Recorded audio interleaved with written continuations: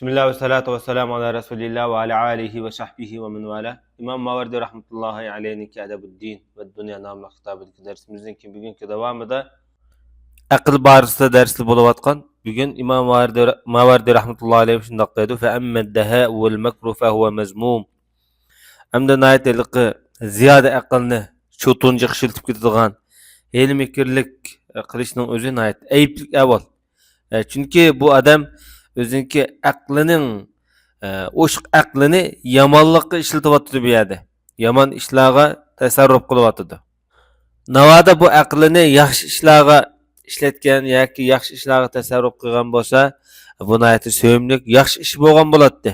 Shuningdek, Mughira ibn Shu'ba radhiyallohu anhu Ömer ibn Xattob radhiyallohu anhuga bayon qilib bundoq deganda, bu hamda sahabalarga o'zaro berayotgan baholari bu yerda. Ömer ibn Xattobni sifatlab shundoq degan ekan Mughira ibn Shu'ba. Haqiqatan azbiray xudo bu aldashdan afzal, aldanishdan aqlliq dedi. Bu aldanmaydigan, ammo ham aldamaydigan odam deb ta'riflagan bo'lsa, Hazrat Umar roziyallohu anhuning o'zim shundoq degan.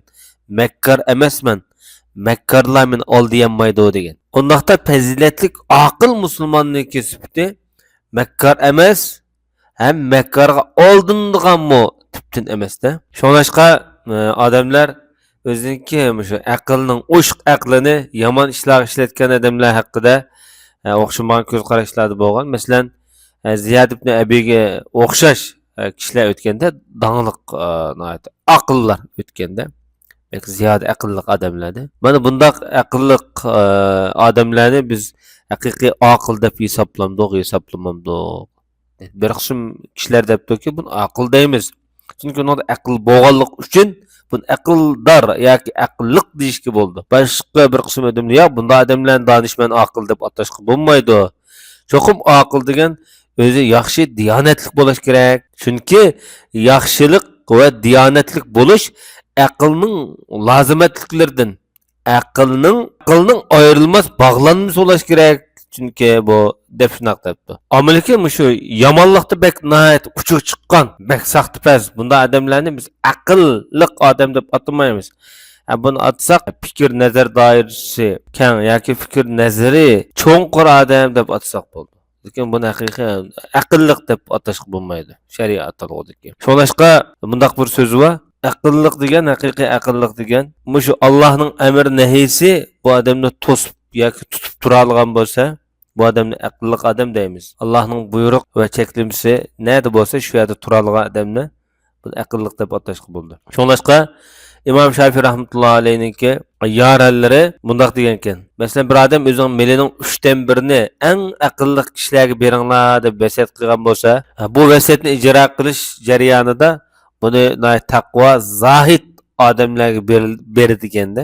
Yoki shundoq odamlarga berishga tavsiya qildi. Chunki bular aqlga bo'ysungan, orzu, xiyollar bilan aldanmagan odamlar deb qarg'am. Undaqda men bu yerda o'ylab qoldim, bu aql bir nimaga o'xshaydi ekanda, bir asbobga o'xshaydi ekanda. Bu asbobni to'g'ri ishlatmagan vaqtida bir quruq asbob doirasida turdi ekan. Demak, bu aqlni ishlatish insonning o'ziga bog'liq ekan. Shu vaqtida andin buni aql deb atashga bo'ldi ekan. Qilayotgan natijasiga ijobiy yoki salbiy bo'lishiga qarab. Luqman ibn Amir degan kishi Abu Dardo degan sahobadan bayon qilib bundoq deydi.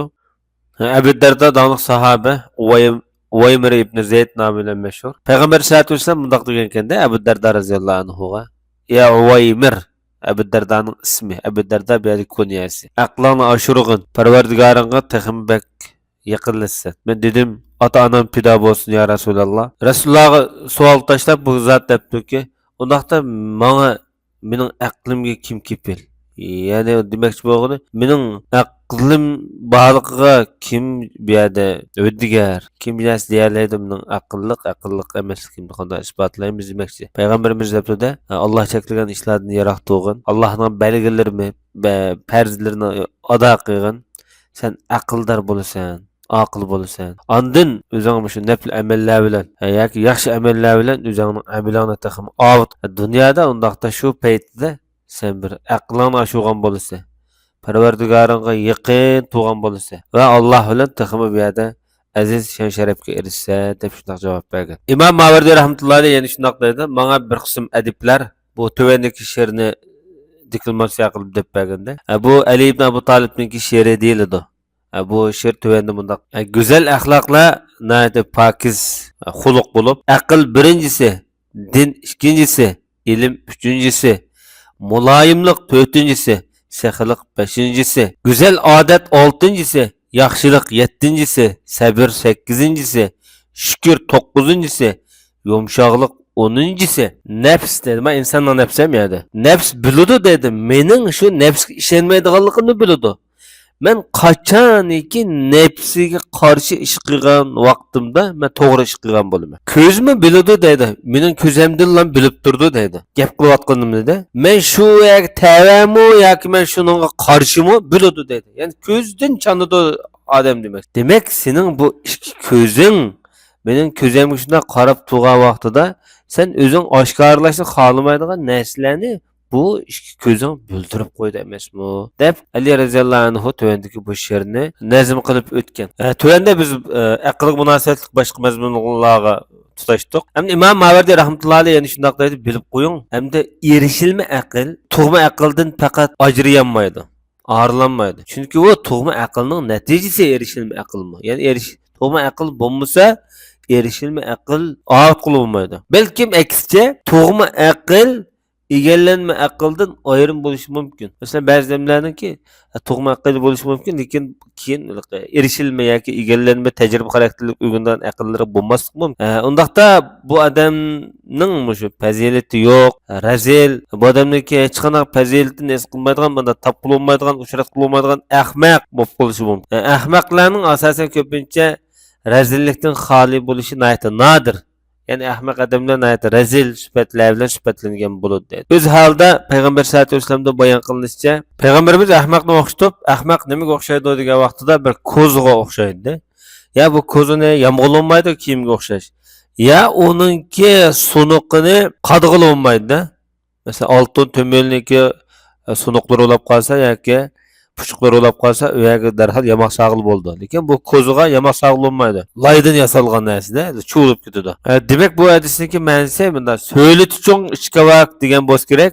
Demak, bu yerda erishilma aql bilan tug'ma aqlni moslashtirgan vaqtida xos tug'ma aql bilan yashab, erishilma aql bilan aqlni o'tmagan vaqtida bunda odamlar bu tug'ma aqlni yomon ishlar ishlatib rezil odamlar bo'lib qolishi mumkin. Havoyi havas shahvani tuyg'ular ergish orqali demakchi.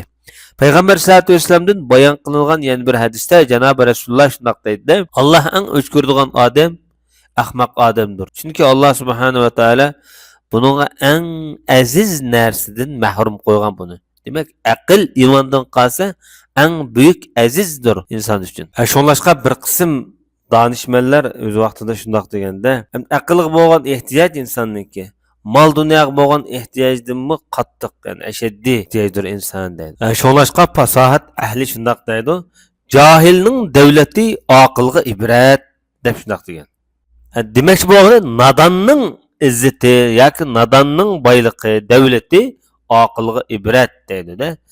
Nodon odam berilgan mol dunyo ne'matni yaxshi ishlatolmaydi. Bu aqlli odamlar uchun ibrat. Ham Noshirvan ayni vaqtida shunday degan ekanda, Buzur Jamhir degan o'ziniki vaziriga bo'lish kerak.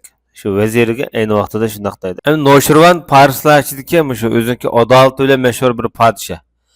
Buzur Jamhir bo'lsa o'ziniki hikmat aqldorligi bilan mashhur bo'lgan o'z davridagi farslarning shu Noshirvandagi vaziri bo'ladi. Bu vazirga shunday degan ekanda, inson uchun eng yaxshi ish qaysi deb savol tashlagandan keyin Buzur Jamhir mundaq deb javob bergan. O'zi yaxshi yashaydigan aql deb. Agar aqli bo'lmagan vaqtida degan vaqtida bu odamning aybini yapadigan do'stlar bo'lgan yaxshi deb. Bu bo'lmasa deb savol tashlagandan keyin kishilarga sevimli ko'rinadigan mol dunyosi bo'lsa yaxshi. Ya'ni mol dunyo insonni boshqalarga yaqinlik sevimli ko'rsatadi, yaqin ko'rsatadi debdi-da.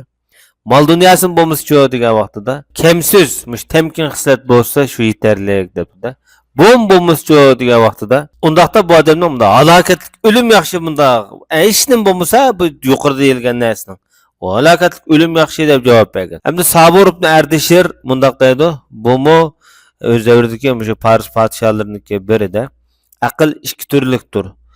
Biri matbu, yana birisi masmu' deydi. Matbu' deganimiz shu tug'ma aql degan bo'ladi.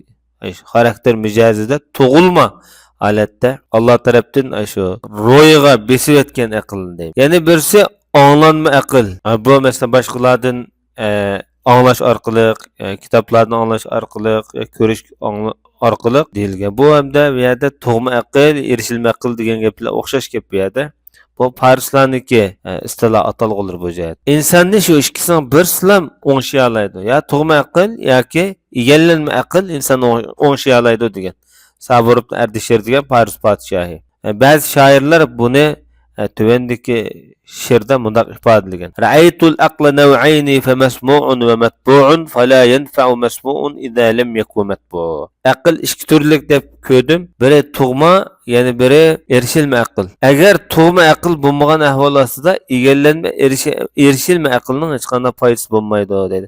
Ya'ni tegi yildizi bo'lmagan narsa ko'k yashamaydi. Xuddi ko'zang ko'misa quyoshning nuri foyda bermaganga o'xshash deb shunday degan. Bugungi darsimiz mushayish bo'lg'ay va sallallohu alayhi va Muhammad va ala alihi va sahbihi ajma'in.